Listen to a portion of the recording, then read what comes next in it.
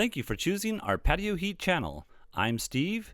We provide tips and information to extend the enjoyment of your patio project. Our videos give you a knowledgeable overview prior to investing in your outdoor heating equipment. Whether you are a professional or owner-builder, we provide specific details for optimum heat coverage for your application. Post a comment or question, or for developed visual designs, send your request into designs@patioheat.com. We're here to work with you. For over 30 years, patio heating is the bedrock of our business, expressing what works best. Now let's get heating. All right, so we have this covered deck patio section in a residential application. Let's look at the overall dimensions first of all. So overall dimensions we have is about 25 feet by 12 feet. And then I have a height of about 9 feet off the finished floor for the bottom edge of the ceiling joists up here. I have some fans. They had mentioned that they're going to place some fans in here, I believe, and I have them at 4 foot 6 3/4 of an inch in diameter. And I've located them. Let's see if I have that on here. So I located them about 10 foot center to center. That's not correct, actually.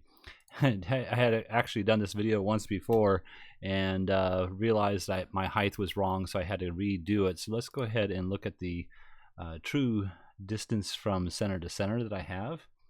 Let's see here. So you can see here we have this at 8 foot 2 3/4 of an inch. And then actually, you know, a lot of what I did here was changed based on the height change that I made. So anyone that has the information about their height, is a very important aspect to put the proper heaters in for the height, and I did receive the proper from this particular client, so I apologize for not having it fast enough. But in any case, you can see here we have this bar stool seating space here with a bar size height of a table, and then we have reclining space or dining space over here. And yeah, you can just see that there is a different height here based on, you know, where you're actually sitting.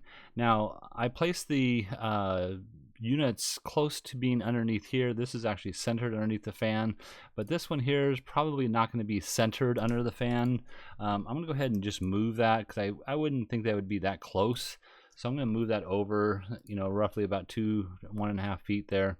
And, you know, look at how that might actually work as far as the application of heat. So I'm going to go ahead and turn off these distances and dimensions, and let me change this here real quick. Give me just one more second. Here we go. There we go. All right. We have a sliding door, glass window over here. I think that's pretty much about it. Now this particular client had mentioned that they have existing heaters here, and that there are 3 different breakers that feed each heater that he has independent. And I believe he said they're about 20 amps a piece.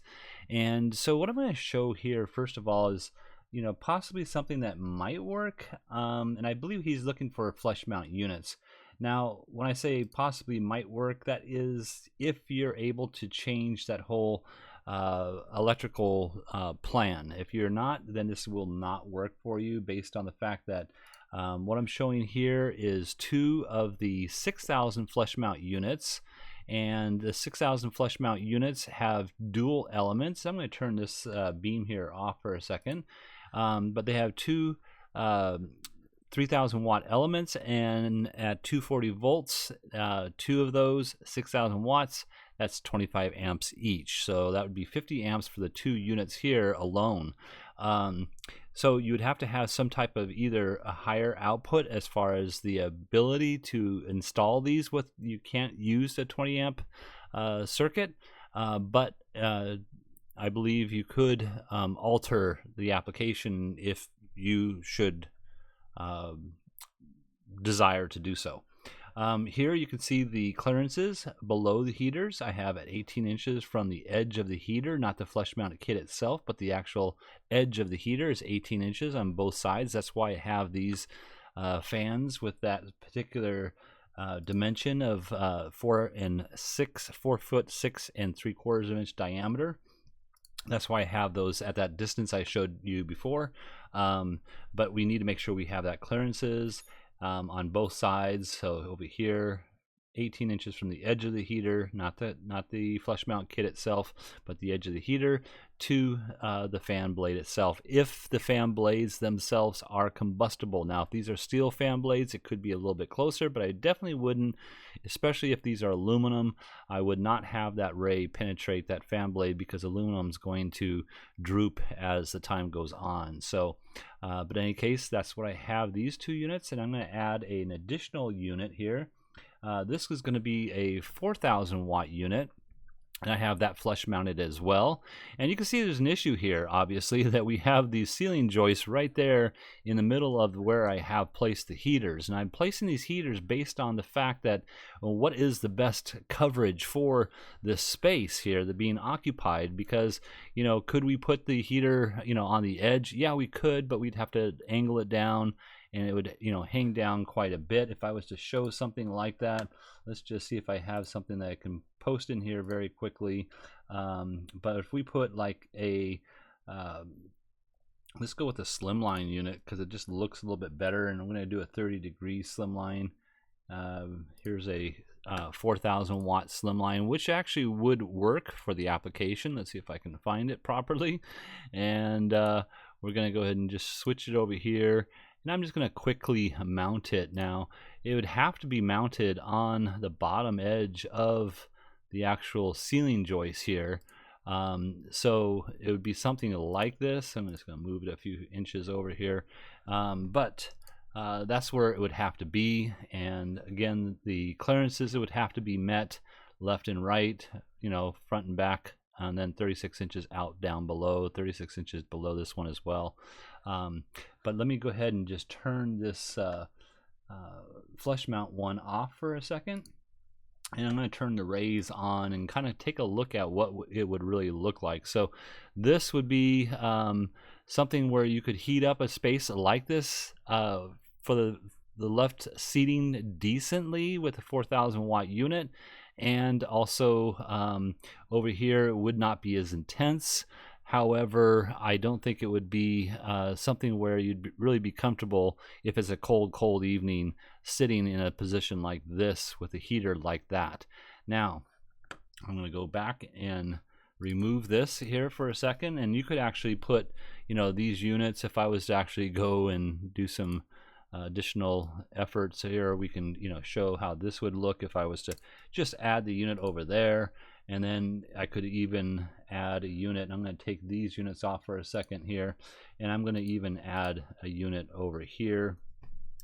Let's just move this one over for a second, and we will rotate that 90 degrees, and we'll place it centered within the structure itself, and go right about here, and then we'll move it to about the center position of this beam. There we go. And actually we need to move that down because the beam is a little bit lower than the ceiling joist. Could you move it, you know, inside of the beam? Sure, you could. However, you would have to keep it further away from this beam here. Once you go up, you know, there's a clearance above the heater itself, which is 6 inches above the heater, and on all four sides. So if I showed you that 6 inches of clearance, let's see here, above the heater, and you can see that we'd have to meet all this clearance except for this. As long as we're using the OEM bracket, we could utilize this distance here. So but looking at this, and if I was to turn off this top here just for a minute, you know, you can see that our coverage is fairly decently for, you know, especially this seating position right around here, as well as this seating position here. These two areas are not going to be covered as well, but this area right here on the bar stool seating height will receive some of that heat. Again, you know, depending on where you're sitting and how you're sitting, would that ray penetrate you? This would be fairly decent. You got two rays coming over here. So I'm going to go ahead and just change this and take this off for a minute and go back to what my original plan truly was, and that's going back to the utilizing possibly all 4,000 watt units. And you can see the 4,000 watt unit is a single element, and I think it's 16.7 amps each. So you could use a flush mount in this application if you can only power it with 20 amps. You would place a switch over here, let's say maybe one for each heater, and then to each heater goes a wire to the outer edge of the flush mount kit. And I'm going to show you one other thing here. I went ahead and made a new style of ceiling joist where I'm actually boxing in the actual heater itself, and that's how all three of these will actually be. I don't have the true positioning of each one of these ceiling joists, and that's why I just placed these. I roughly put in about 16.5 inches center to center on each one of these. So it's going to be off from what it truly is. However, this is what you'd have to do, something like this, in order to structurally enable the flush mount to actually be installed. So this is something, I'm not a structural engineer, so this is something you'd have to have designed by a structural engineer to enable or be assured of the fact that it's actually going to keep the deck up above here in place. So but this is what I see often, is something like this, and that's how you would actually place the unit itself. If we looked at the dimensions, I think we have that here. Let's see. So I don't have the actual dimensions based on here, but I'm just going to pop this in real quick. This is the 1 hour fire rated 5/8 drywall. This is 5 feet 6 1/2 inch, and this should be 13 inches. And the minimum height here is a minimum of 8 inches height. So I believe they actually have it at 8 1/2 inch. I'm not 100% certain of that, but I have the flush mount kits mounted on the bottom edge here, and yeah, the inside of that, even if it's open, you do need to have this drywall installed like this. Otherwise, you will not be meeting the clearances to combustible. Clearances to combustible without the drywall is 6 inches from the top of the heater up, and 6 inches on all 4 sides. So this reduces that clearance issue. So when you have a flush mount installed, you need to have the 5/8 X drywall installed as well.